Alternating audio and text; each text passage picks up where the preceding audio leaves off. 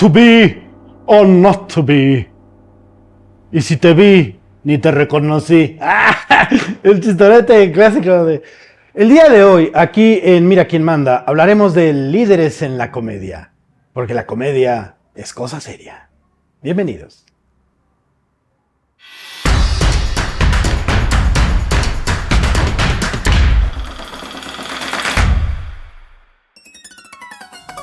Mi gente bella y talentosa, mis kibernautas, estamos de vuelta aquí en Mira quién manda. Esto es una verdadera joya. Me encuentro muy bien acompañado de alguien que no es el señor Laveaga, ¿no? Hoy estoy acompañado de mi queridísimo Juan Pablo Valdés. ¿Cómo estás? Muy bien, mi querido Gus, y bueno, bienvenidos a todos. Estamos, pues ¿no? Esto es lo que hay, pero si ustedes son seguidores de nuestro programa, Mira quién manda, no se vayan, se va a poner muy bueno, ¿no? Correcto. Esta vez, tengo la oportunidad de entrevistarte sobre la comedia el día de hoy. Pues pues no creo, mi querido. Digo, vamos a hablar de comedia, sabes, un tema que me apasiona, como comediante también que soy. Pero vamos a compartir con nuestro público de Kibernus y todos los que nos acompañan, pues más bien aquí tus conocimientos sobre comedia. Vamos a hablar el día de hoy de comedia. Entonces, si me permites, te voy a entrevistar esta vez yo a ti. Vamos a invertir esto. Y vamos a cambiar de erudito, ¿no? En este programa, en ausencia de nuestro querido Gerardo Laveaga, que nos dio la oportunidad de estar aquí ahora, pues para enfocarnos en un tema que sin duda dominas. Pero entonces empecemos como nos gusta en Mira quién manda. Hablemos primero, y si vamos a hablar de líderes en la comedia, ¿qué es la comedia? Mira, esto que digo yo, la comedia, la magia y el amor son tres cosas que todos queremos saber qué es, pero tal vez no realmente, ¿no? ¿Qué es la comedia, mi querido Gus? La comedia, tal cual como definición, sería un género teatral que nace en la época de los griegos. Estaban los dos grandes géneros, la comedia y la tragedia. La tragedia era considerada el género mayor y la comedia el género menor, curiosamente. Y es un género y que tiene que ver con el humor. ¿Qué es el humor? El humor es la capacidad que tiene el ser humano de reírse, que muy originalmente parte de los nervios. La gente se ponía nerviosa y se reía. Por ejemplo, en épocas de cazadores-recolectores, hace más de 10,000 años, cuando el vigía decía, oigan, ahí viene un depredador, y resulta que no, que era una sombra, algo por el estilo, la gente se reía. ¿Por qué? Porque había sido una falsa alarma, porque había habido un momento de tensión que no terminó en nada. Entonces la risa es muy primitiva, es parte de las reacciones químicas del ser humano. El humor está vinculado a ello, por eso nos sirve mucho como catarsis. Y la comedia sería un género que ya ha ido mucho más allá del teatro, y ahora ya tenemos montones de expresiones, desde las comedias de situación, el stand-up comedy, el clown, etcétera, etcétera. Pero pues finalmente todos tienen a su tatarabuelito en la comedia teatral. Y aquí es donde también separamos la comedia entonces de lo chistoso. Correcto. O sea, el ser chistoso sería entonces un adjetivo, ¿no? Algo chistoso, algo cómico, algo que tal vez nos hace reír. Y podemos hablar entonces tal vez de liderazgos en la comedia, porque la comedia entonces es parte de nuestra conciencia autorreflexiva, está pensada. Estás buscando ese propósito. Correcto. Cuando la estás haciendo. Uh-huh. Entonces, sería aquí, y ya empecemos a hablar de personas, sí, claro, ¿no? ¿Quién intencionalmente empieza a generar comedia? Uno de los más famosos dramaturgos cómicos de la época griega es Aristófanes, quien en tiempos de los grandes dramaturgos de la época, él, en vez de ser trágico, que enaltecía las figuras de los dioses, Aristófanes no. Aristófanes pues básicamente se ría de todo, se cagaba en todo. Y hay una obra de él muy famosa que se llama Las ranas, en donde se burla de Dionisio, se burla de Sócrates, se mete con lo más sagrado de la época. y los ridiculiza sus partes viciosas, algo muy poco común en la época. Ahora estamos más acostumbrados a la sátira política, pero en aquel entonces eso era algo que sucedía en las calles, eso era una forma de protesta. El teatro cómico era rascuache y estaba ahí en las calles, se burlaban de los césares o de los mandatarios del momento, de los dioses, pero eso no sucedía en teatro. Aristófanes lo lleva al teatro y se vuelve el primer gran sátiro político de la historia. Si no han leído Las Ranas, hoy día sigue siendo chistoso. Entonces tuve la oportunidad de representarlo en la universidad, porque para los que no saben, estudié teatro en la UNAM, y me tocó representar a Dionisio en Las Ranas de Aristófanes, y nada más la leías y ya te daba risa. Pero cuando lo piensas en su contexto, era hiper revolucionario. Entonces debemos considerar a Aristófanes como uno de los grandes líderes, uno de los primeros grandes cómicos, dramaturgos cómicos de la historia. Marcó un poco la pauta de lo que vendría después. Y fíjate qué interesante lo que dices, y tal vez para entender la importancia de la comedia históricamente y de lo que vamos a hablar. Y más en estos tiempos donde se habla tanto de la corrección política y lo que está hablando. Yo, personalmente, cuando hablo de comedia, les digo que bien podríamos hablar de la comedia como una rama de la crítica, ¿no? En muchos sentidos, sí. Porque prácticamente cada vez que estamos criticando algo, ¿no? Hay un objeto del que nos vamos a burlar o a criticar o a hacer referencia. Y por lo tanto, digamos que cada chiste, o la mayoría, tienen una víctima, ¿no? Y entonces empieza, dentro de esta comedia, ¿por qué también esa situación y dónde hay una salida? Porque pues, si estoy siendo oprimido, si me estoy empezando a criticar, no solo tal vez a mis monarcas, a mi gobierno, sino a los dioses, a N cosas donde puedo meter la crítica, pues también hay una salida para la gente, para el pueblo, de poder criticar su entorno y también empezar a aceptarlo, adaptarse a él, ¿no? 100%. Si nos vamos un poquito más para acá, ¿no? Y dentro de esas críticas que tienen que ver con un reflejo, también el comediante es un reflejo, ¿no? Nos causa, casi siempre es reflejo de lo que está sucediendo y de lo que está pasando. ¿Qué comediantes dirías tú que a partir de esto empezaron a marcar críticas que inclusive empezaron a llamar la atención, a generar tal vez algún miedo, una expectativa por lo que tal vez está diciendo, ¿no? Claro. Ya yéndonos al siglo XX, aunque hay figuras que vale mucho la pena mencionar, como en su momento Shakespeare, o el de Cameron, que eran cuentos de Boccaccio, Molière en el teatro francés, pero ya en el siglo XX vemos grandes figuras del stand-up comedy, que vale la pena mencionar para los que no lo ubican, que el stand-up comedy es un género estadounidense que nace finales de los 20, principios de los 30 en Estados Unidos, en donde empieza a haber una diferencia entre estos comediantes que eran de cuentachistes, ¿no? Que contaban uno tras otro, hilados, que tal vez no tenían ningún contenido político, que no reflejaban necesariamente algo profundo de la sociedad, y casi siempre estaban disfrazados o así, y de pronto aparecieron estos comediantes más trajeaditos, más serios, no en personaje, que empezaron a hablar de los problemas sociales, que estamos recordando que en el 29 surge la depresión, y luego el Volstead Act, que era la prohibición del alcohol, coincide. Entonces ahí surge el crimen organizado, y es ahí cuando empiezan a surgir estos comediantes muy importantes socialmente hablando. En esos años nace el mote stand-up comedy, porque en los bares que todos los bares pues eran underground, eran manejados por la mafia. Entonces, cuando una persona podía trabajar para la mafia, pero no era mafioso, se le llamaba stand-up guy. Okay. Entonces, de ahí se derivó el stand-up comedian. Entonces, el comediante de stand-up surge el nombre por los mafiosos.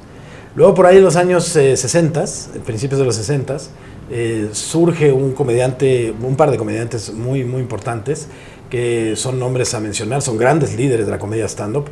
El primero sería Dick Gregory, un comediante afroamericano, que ya en aquel entonces estaba soltando un chiste que era bastante polémico, que decía: mi hija no cree en Santa Claus.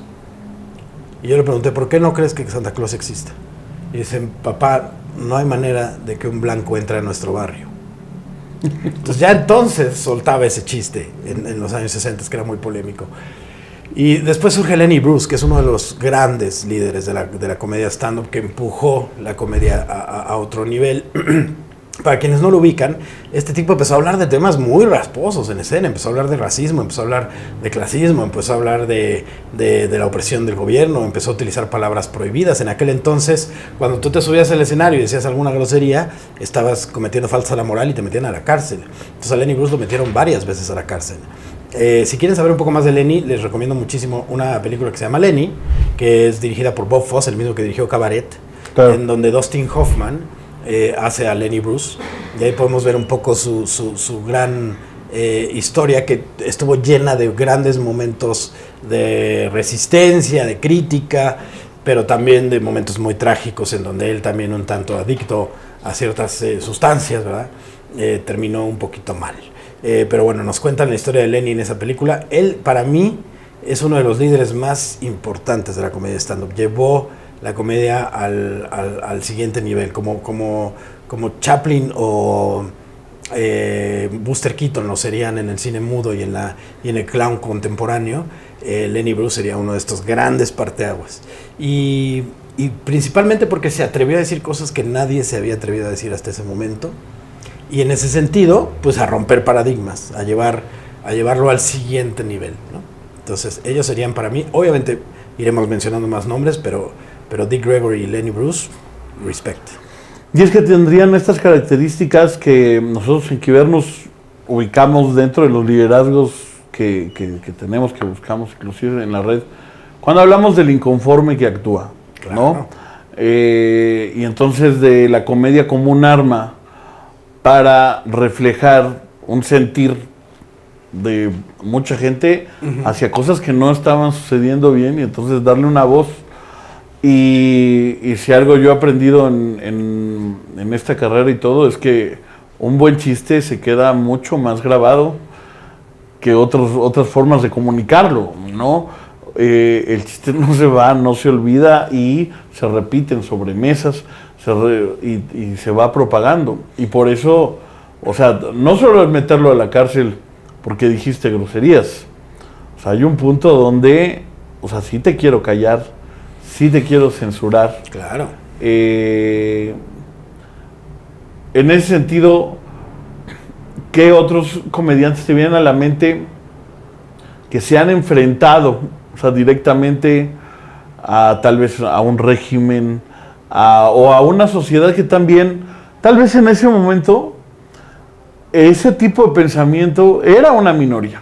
¿Sí? Y era un reflejo de esa minoría, y no solo te estaba tratando de callar un gobierno, sino tal vez un grupo social mayoritario, y estabas destacando hacia él, ¿no? En ese sentido, una de las grandes revolucionarias, hablando de minorías, es Joan Rivers. Mucha gente ya la conoció como la de E! Entertainment, que criticaba moda, que estaba operada hasta el más mínimo de sus parada músculos. Siempre todas las alfombras rojas. Parada siempre en las alfombras rojas, siendo hiperácida. Pero antes de hacer eso, Joan Rivers fue una de las grandes comediantes mujeres, llevando al límite la comedia que se suponía que se permitía de una mujer. De por sí, que en los 60s hubiera una mujer comediante, ya era grave, ¿no? En los años 30, 40, 50 eran comunes, pero casi siempre iban a ser el reflejo de una mujer grotesca, ridiculizada, hasta se ponían prótesis para verse feas, porque estaba como muy vinculada esta idea de: si eres cómico mujer, tienes que ser un monstruo, un bodrio, no puedes ser bonita, no puedes ser astuta, tienes que ser ridícula. Entre otras, Joan Rivers fue de las que cambió ese paradigma y dijo: no. Joan Rivers en su momento fue bonita, no era, te voy a decir, la mayor belleza del mundo, pero era una mujer atractiva, y se iba de recio, vestida de ella misma, sin ningún tipo de prótesis ni nada, se iba durísimo con temas un poco sobre la emancipación de las mujeres. Tenía una rutina, hay que ubicarle contextos, años 60, en donde decía que los bebés no sirven para nada. O sea, los hijos son unos inútiles, los bebés más. Entonces, para hacerlos útiles, pues hay que ponerles su comida lejos y unos zacatitos en las rodillas y en las manos para que en lo que van por su comida, pues por lo menos laven, ¿no? A lo mejor hoy día tú escuchas ese chiste y dices, pues está bueno, está divertido, pero no está guau. Pero piensa en el contexto en el que lo dijo. En los años en los que lo dijo, escandalosísimo. Claro, escandalosísimo. O sea, estaba limitado a ser mujer, a ser una ama de casa, ser madre, ama a tus hijos sobre todas las cosas, no critiques, o sea, ¿cómo vas a criticar a tus bebés? Que le vas a poner los zacates, ¿no?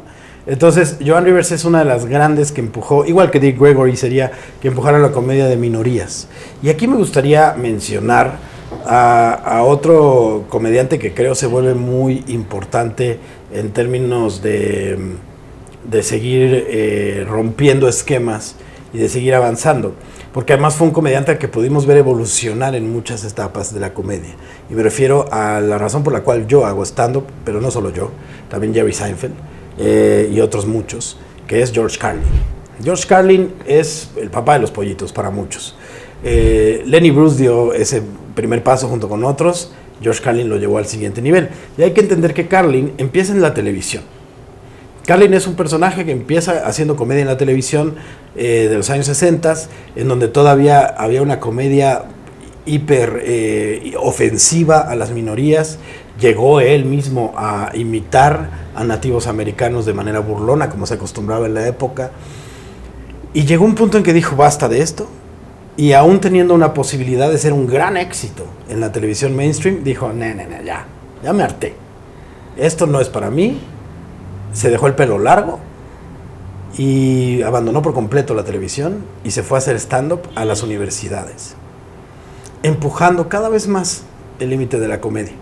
Se aventó como 10 años de giras universitarias, yendo de universidad en universidad, empujando la comedia al siguiente nivel, muy a la par del movimiento social de los años 60 y 70 en Estados Unidos. Carlin se sube a esa ola y empieza a hacer monólogos que fueron históricos.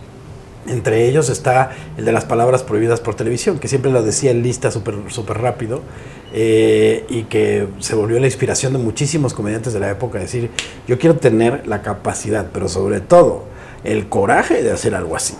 Entonces empezó a empujar. Por ahí de los años 80, este gran personaje del stand-up comedy, al cual el otro día un alumno de stand-up comedy mío se refirió irrespetuosamente como, ¿a cuál? ¿El viejito? Este señor, el viejito, hijos de su madre, este señor se empieza a, todos estos años que estuvo en las universidades, estuvo de alguna manera formando al público de las futuras generaciones. Hizo varios, me parece que fue el primer comediante que hizo un especial de stand-up en HBO. Okay. Y luego, en los años 80, a propósito de una comedia que se empezó a suceder en Estados Unidos muy en la época de Ronald Reagan, como muy, ¿cómo decirla? Inofensiva, como medio vacía. Si recordarán, los que estaban vivos y los que no, pues pónganse a investigar. Hubo toda una época de la comedia gringa en los años 80 que fue casi infantil. Eran esta época de los sitcoms súper, tres a la vez, como todo era muy oculto, porque el reaganismo fue un poco como volvamos a la inocencia de los 50, ¿no? Y en medio de eso, pues medio se acomodó Carlin. Y los comediantes más jóvenes empezaron a criticarlo por ser, en SNL se burlaban de él, entonces, porque se había acomodado un poco. Y ya de pronto era el comediante que hacía los juegos de palabras y ya. Y Carlin dijo, sí, hijos del maíz. Y regresa con venganza. Todo ese público que durante años y años y años formó en universidades abarrota los teatros ahora como adultos. Y Carlin regresa con mensajes que hoy día siguen siendo polémicos. Se mete con la religión de lleno. Se mete con los antiaborto, se mete con la política, se mete con los eufemismos, se mete con las políticas estadounidenses sobre la guerra y demás. En aquel entonces ya soltaba un chiste que hoy día sigue siendo polémico, que decía, ¿por qué será que la mayoría de las mujeres que están en contra del aborto de entrada son mujeres que ni te darías, pues? O sea, ese comentario hoy día Sí. Imagínate entonces en principios de los 90s. Sí, sí, sí. No, Carlin empezó. ¿Y por qué cuando es un ser humano es un aborto, pero cuando es un huevo es un omelette? ¿Dónde está lo sagrado de la vida? Hacía preguntas muy fuertes que al día de hoy siguen resonando.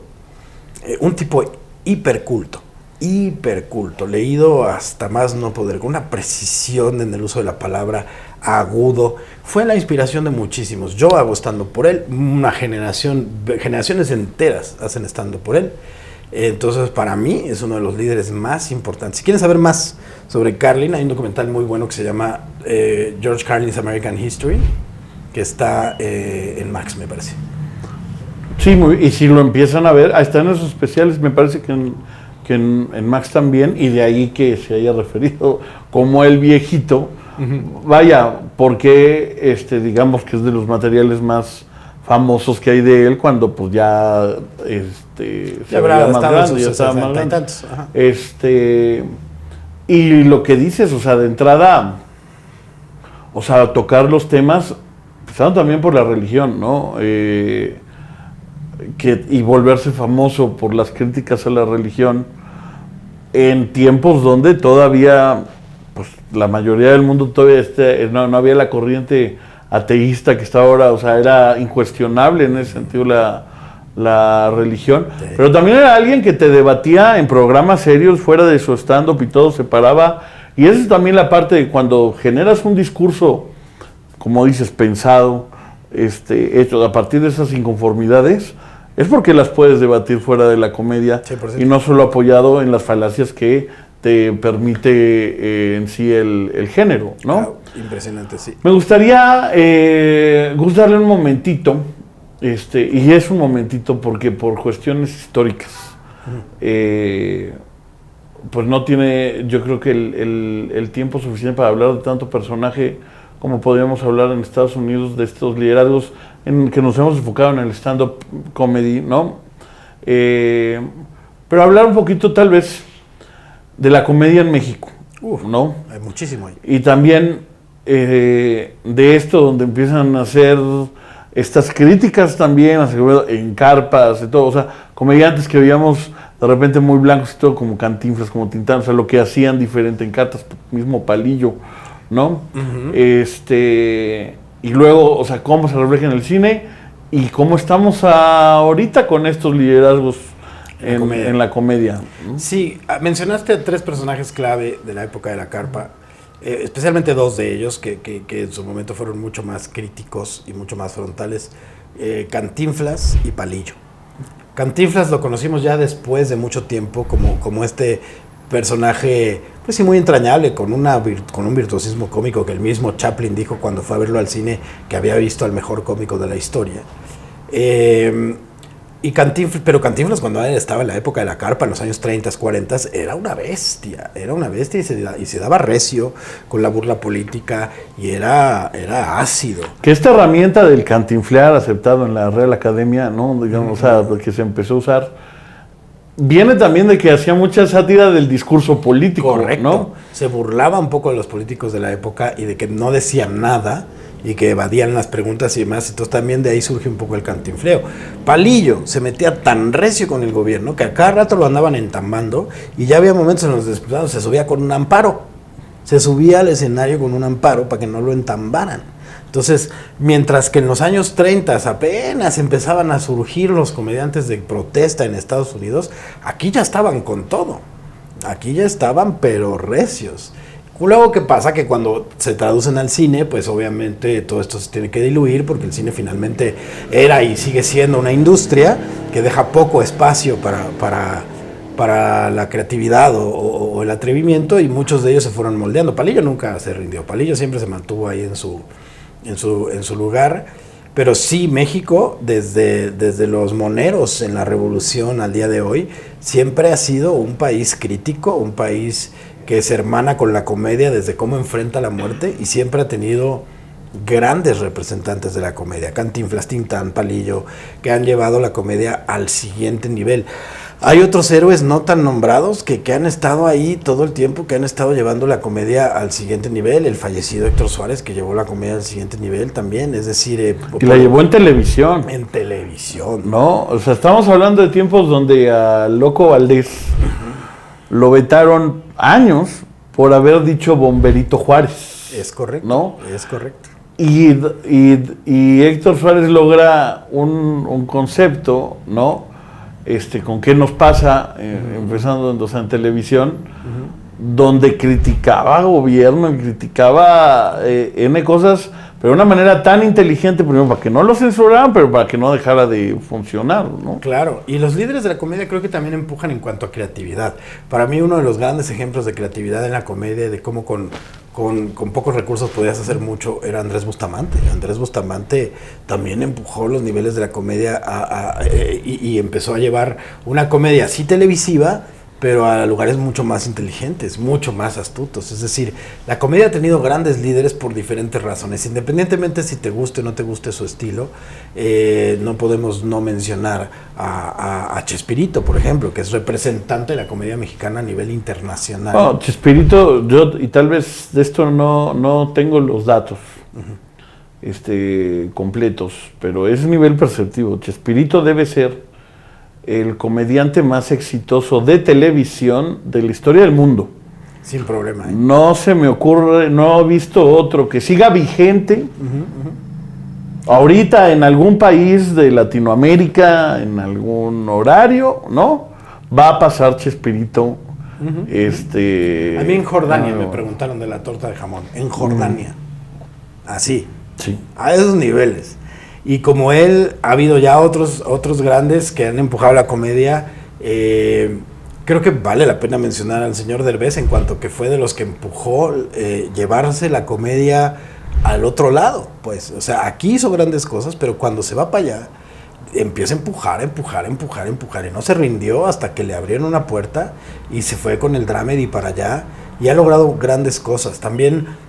más para atrás, alguien que yo podría considerar un proto-stando, pero porque hacía estando, pero eran chistes Polo, es innegable el líder de la comedia. De la comedia unipersonal, ¿no? Es un parteaguas durísimo. Yo creo que inclusive se atascó un poquito la comedia en general en México por toda una generación que solo quería ser Polo. Completamente. ¿No? Y no desarrollaron otras cosas y todo, era ser como Polo. Y salieron muchos imitadores de Polo, que también es alguien que se negó muchos espacios por hacer ese tipo de comedia y que estaba limitado a irlo a ver al centro nocturno casi, e innovó con esto de también escucharlo en los cassettes prohibidos que le robabas a tu papá. Yo me acuerdo cuando me encontré el primero, el volumen 1, ahí en los 90s, que mi papá tenía ahí escondido y lo metí en mi Walkman y era escondidos a reír durísimo, pero sí estando Polo, aunque contara chistes, le escribía muchísimo, observaba muchísimo, que también es parte de, ¿no? Estos comediantes que mencionas, Andrés Bustamante, que inventó la comedia en los eventos deportivos, como se la inventó él puso prácticamente. Él puso el know-how. Y ahora ya no existen estos programas sin comedia en estos eventos. El mismo Eugenio, que bueno, en todos, además, en muchas áreas. Y uno también de mis favoritos actual, ¿no? Broso, ¿no? Ah, sí. Broso se convirtió en un payaso líder de opinión. Sí, eso es impresionante. Y en un payaso líder de opinión. A partir de todas estas críticas. Para cerrar, mi querido Gus, porque ya se nos está acabando el tiempo, pero esto creo que da para muchísimas, ya veremos cuántos programas más podemos relacionarnos con la comedia. Sí. Pero yo sí les recomiendo, amigos kibernautas, de todos los comediantes que se mencionaron ahorita, se pueden quedar ustedes un rato más ahí en YouTube, nada más yendo a localizar y a buscar estas rutinas además de muchos más documentales. Nos faltó hablar de Steve Martin, de Chappelle, de Chris Rock. Sí, no, bueno, Sarah Silverman, Tig Notaro, la maravillosa Hannah Gadsby, que llevó la comedia a un nivel de... Lo que hizo Hannah Gadsby es algo que tenemos que mostrar. México, Lucila Mariscal, claro. La India María. La India María revolucionó muchísimo y además replanteó un paradigma de cómo se retrataba ese arquetipo. Entonces, en general, tenemos líderes de la comedia en México muchísimos. Digo, ahora nos enfocamos más en el stand-up, pero como dices, podemos hacer un programa completo de carpa, podríamos hacer un programa completo de sketch, podríamos hablar de los liderazgos que hubo en televisión para innovar a partir de programas como Friends, como Seinfeld, aquí en México Ensalada de Locos, el mismo Bustamante con sus conceptos. Es decir, nos podríamos clavar horas porque la comedia es muy amplia. Yo quiero nada más aquí cerrar con un par de reflexiones. Yo tengo una empresa que se dedica a la capacitación a partir del humor, a través del humor. Y parte de mi trabajo es investigar muchísimo los alcances del humor y demás. El humor no es poca cosa, lo dijo el del Hormiguero de España en su momento cuando estábamos en pandemia. Antes de pandemia nos dimos cuenta, pensábamos que el humor era un lujo. Hoy sabemos que es una necesidad. El humor es inherente al ser humano, lo necesitamos, es parte inherente del liderazgo, un liderazgo que sabe manejar el humor, sabe manejar la perspectiva, sabe manejar la relajación. Hay estudios que reflejan que equipos que trabajan relajados y contentos, con buena onda, con buen humor, tienen muchísima mayor efectividad. Esto de crear bajo presión es más una necesidad que un verdadero ambiente sano. Cuando aprendes a crear equipos que se lleven bien, que tengan buen sentido del humor, no burla, buen sentido del humor, un humor constructivo, esos equipos es mucho más probable que tengan mayores alcances en cuanto a creatividad, en cuanto a solución de problemas, un buen ambiente laboral, etcétera, etcétera. Las personas pueden mejorar su comunicación a través del humor. ¿Tú te acuerdas de los comerciales? Porque son chistosos. Güey. ¿Te acuerdas de un buen comercial porque tiene una buena risa? O sea, el otro día hablaba con un compañero que justo le decía, no sé si te acuerdas de este comercial en donde disfrazan a un niño de castor. Sí, cómo no. Y luego va manejando. Sí. Horas haciendo el disfraz de castor. Horas haciendo el disfraz de castor, la mamá. Y cuando va en el carro el niño empieza, los castores a Belén, y se enfrena. Sí. ¿Cuánto tiene ese comercial? ¿15 años? ¿20 años? No sé. Sí, 20 tal vez. Nos acordamos. Sí. Porque la comedia es impactante, la comedia genera impacto, es una de las tendencias del marketing hoy día. Entonces, la comedia es enorme y la gente que ha liderado la comedia está liderando además algo que la gente subestima en general. La comedia adolece de que la gente la subestima, la ve para abajo, nos decían de niños, no seas payaso. La comedia... Es el bufoncito. El bufoncito. No, sí, pero hay que ponernos serios, como si la seriedad fuera la única herramienta. Esto es una malformación de la cultura. Hoy día sabemos que la comedia es parte integral de la cultura y del ser humano, y no solo eso, se usa como estrategia de venta, se usa como estrategia de comunicación. Entonces, liderar en un campo de persuasión y de influencia. Liderar en un campo tan menospreciado, que se ha enfrentado a censura, que se ha enfrentado a menosprecio, que se ha enfrentado a incluso consecuencias fuertes en términos legales. Miren, ya para cerrar, hubo una anécdota que me contó mi maestro de circo, que él era ruso, ucraniano, y se vino huyendo de la Rusia comunista, del régimen que lo quería volver oficial de la KGB. Entonces viene a México a enseñarle circo a todo mundo, y él nos contó esta anécdota de un comediante que llegó a hacer su show y llegó con un bronceado falso ahí en la Rusia comunista, y se sube y dice, discúlpenme que vengo bronceado, no, llegué tarde, pero no porque estaba en la playa, estaba en la fila de la carne. Según nos cuenta, según nos contaba Anatoly, a este señor ese chistito le costó 10 años en la cárcel. 10 años.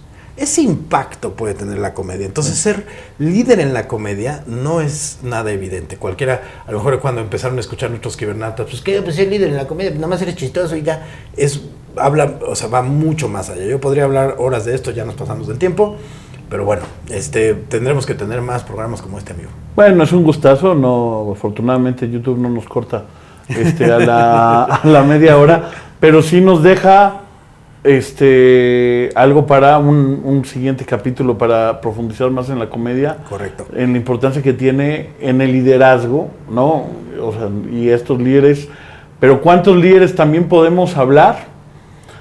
No comediantes, ¿cuántos líderes podemos hablar en sus discursos, en su forma de ser y todo, que estaban trascendiendo también porque tenían este sentido del humor, porque lo usaban para criticar, ¿no? El mismo Obama, bueno, podríamos hablar también de todos esos que utilizaron la comedia como un recurso de influencia. Podemos hablar de moneros, ya lo haremos.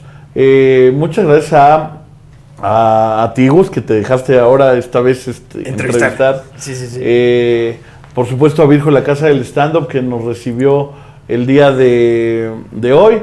A nuestra red de Kibernautas y a ustedes, si quieren saber más de Kibernos, ahí están todas nuestras redes. Y cierro con esta cita de no sé quién lo dijo. No sé quién lo dijo bien. Pero sin duda, amo, ríete de tus problemas, todos los demás lo estamos haciendo. Nos vemos pronto, hay que vernos. Gracias.